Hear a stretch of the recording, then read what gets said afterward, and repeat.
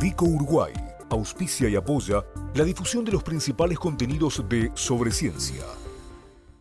Bueno, cada tanto tenemos el gusto de tener alguna nota que se genera fuera de fronteras, con algún referente, incluso como en este caso, que no se expresa en castellano, pero lo que dice no solo que es universal, sino que nos interesa y nos entretiene y nos cuenta por dónde van lo que serían las fronteras de la aplicación de la tecnología, en este caso en la industria del entretenimiento. Algo así, Daniela Hirschfeld, ¿está bien? Algo así, sí, Sobre Ciencia viajó a Alemania, en particular a la ciudad de Heidelberg, una ciudad chiquita, muy bonita, donde se hace todos los años un foro que reúne a científicos y científicas muy destacados en el campo de la matemática, de la computación y de la informática.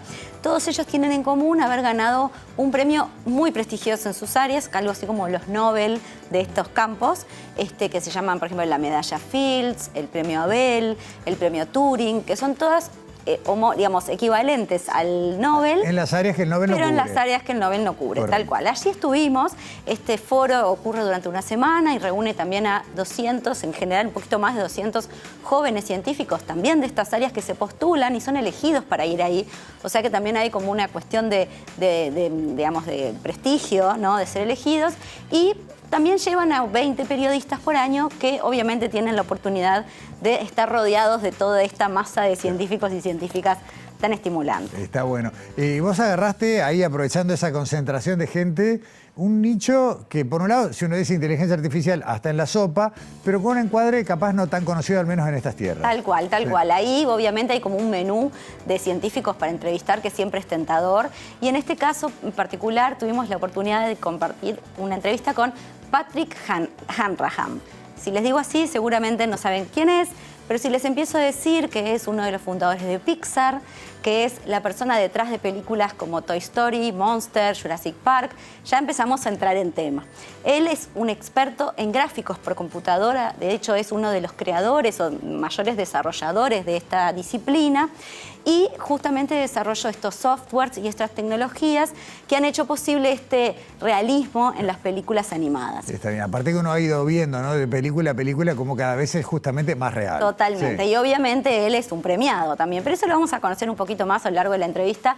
Súper sencillo, súper ameno, aceptó, con mucho pudor, incluso decía, ¿una entrevista a mí?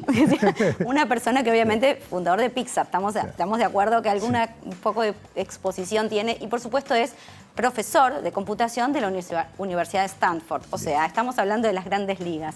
Pero bueno, justamente con Patrick Hanrahan, lo primero que hicimos fue hablar de qué son los gráficos por computadora y qué hay detrás de toda esta tecnología.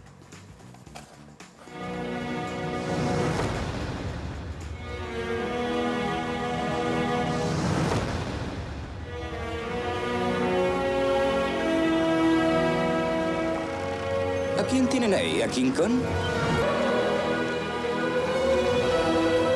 Bienvenidos a Jurassic Park.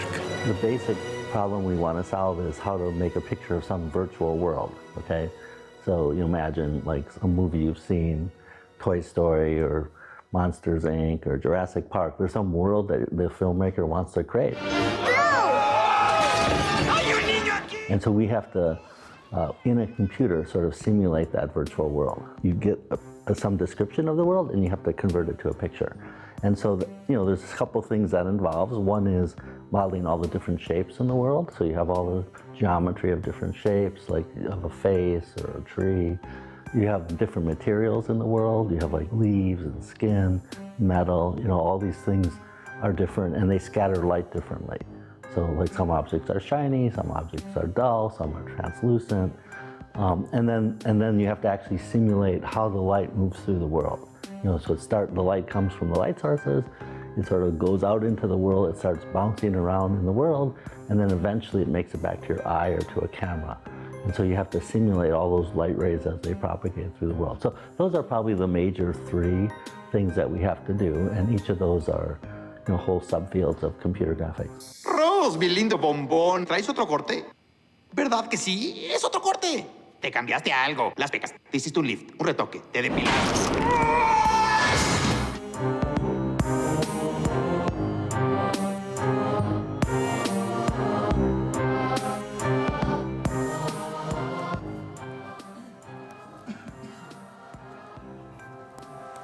Cuando arrancamos el programa la semana pasada, yo bromeaba con que me encantaba la posibilidad de salir con Harrison Ford, no con Indiana Jones. Vos hiciste nota con Mike Wazowski. Ahí está. Todos tenemos, Claro. ¿no? un lado en la animación en este caso, ¿no?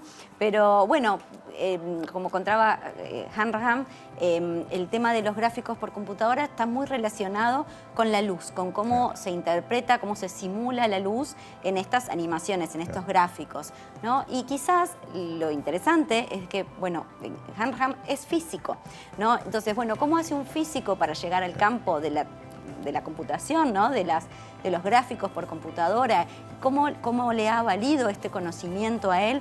Eso fue lo que le preguntamos en esta segunda parte de la entrevista.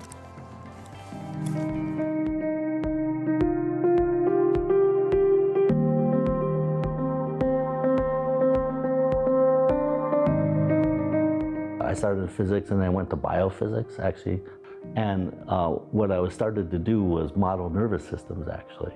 And I was working on simple nervous systems and developing models. And so I started getting really writing programs to simulate the neurons. And then, you know, they have three-dimensional shapes, and I wanted to visualize the results.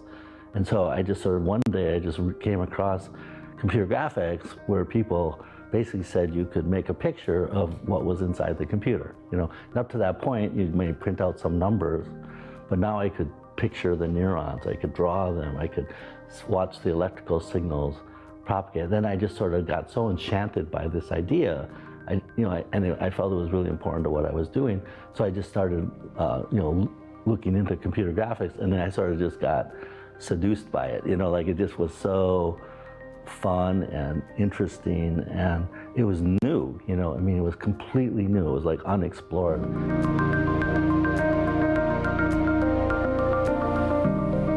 But my background in physics and biology and all that math was really helpful, you know, because like I said, we're simulating a world, and you know, there's physics that you're simulating. So I knew a lot about all these different sciences that go behind, how the world works and behaves. And so it turned out to be the perfect background.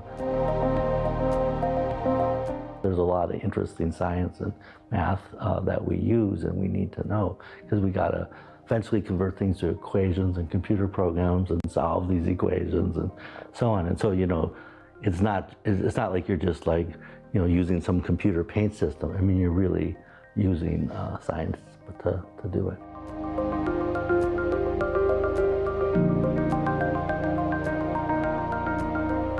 Interesting journey, but you know, all the science I learned before I switched turned out to be unbelievably useful. Yeah. I mean, I think there's sort of there's three sides of it. There's the artistic side. Well, I call it like art and design. And then there's, I think, science and engineering. All of these things are creative, you know, so I think creativity is a more general idea. But I think it's really good that you learn about creativity from different perspectives. Like artists have a different sensibility about creativity. They're more spontaneous, perhaps, and they more expressive, you know, and scientists are more creative inside maybe more constraints. You know, they're solving some equations or they're interested in one particular problem. But, you know, they're all human activities where you're trying to make something new. So I've really benefited from being exposed to different kinds of creativity from different types of individuals.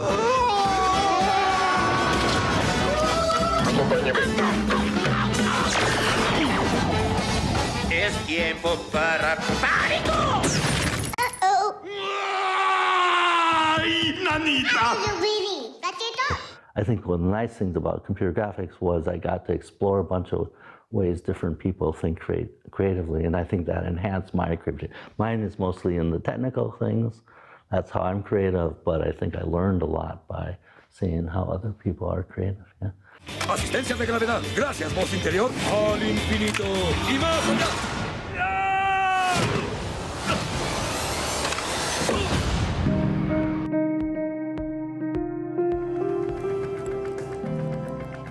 Es un poco develar la magia, pero otro poco también es estimular a pensar incluso lo que sigue después, ¿no? Exacto. Porque Es ciencia, tecnología y creatividad, como decía él, al servicio de esta herramienta de algún modo, ¿no? Y si ya con esto Hanrahan era una persona interesante, ¿qué me decís si te digo que además es el único científico del mundo que ganó un Oscar y un premio Turing científico por el mismo trabajo? Por el mismo además. O sea, creo que no va a haber nadie que tenga los dos. No, y además por el mismo trabajo. Curiosamente, en el 2001, por Toy Story y toda su tecnología, su tecnología detrás de la animación, Hanrahan fue uno de los que ganó un premio Oscar en el rubro técnico. Y unos años después, en 2018, por este desarrollo en el área de los gráficos por computadora, ganó el premio Turing, que es el más prestigioso, es como el Nobel de la computación. Entonces, bueno, ¿qué se siente, no? Tener estos dos premios por el mismo trabajo, y eso fue lo que nos contó en esta última parte de la entrevista.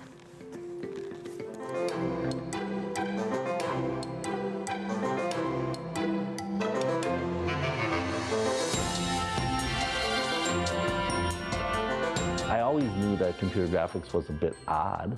You know, like, I mean, you know, the scientists didn't know what to make of it. You know, I think they underestimated how interesting the problems were. But, you know, it was always a bit of an odd thing.